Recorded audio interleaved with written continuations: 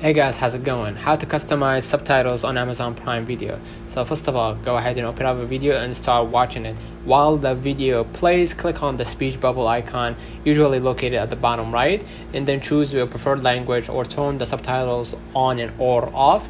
To adjust appearance, go to the settings gear icon in the same menu, and here you can change the font size, color, and background color and more. And after customizing, exit the menu and your settings will be applied automatically. Enjoy your personalized viewing experience. So let's run on the comments of this video. Hope you don't forget to like and subscribe, and thank you for watching.